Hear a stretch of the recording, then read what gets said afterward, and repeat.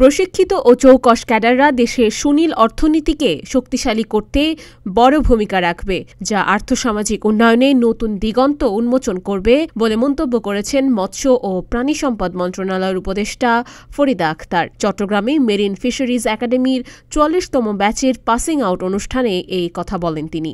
এ সময় তিনি বলেন, খাদ্য ও পুষ্টি চাহিদা পূরণ, কর্মসংস্থান সৃষ্টি থেকে শুরু করে রপ্তানি আয় সর্বক্ষেত্রেই মৎস্য সম্পদের অবদান অত্যন্ত গুরুত্বপূর্ণ।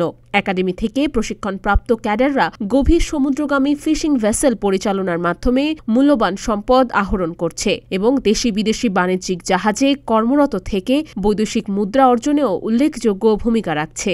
দেশের জনসাধারণের খাদ্য পুষ্টি চাহিদা পূরণ, কর্মসংস্থান সৃষ্টি, রপ্তানি আয় বৃদ্ধি সহ দেশের অর্থনীতিতে সামুদ্রিক মৎস্য সম্পদের গুরুত্ব অপরিসীম।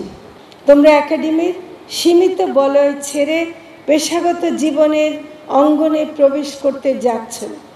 কর্মজীবনে উন্নতির প্রধান ভিত্তি হল কঠোর পরিশ্রম, সময় অনুবর্তিতা, সততা, কর্মদক্ষতা, মূল্যবোধ এবং দেশ ও জাতির প্রতি কর্তব্যনিষ্ঠা।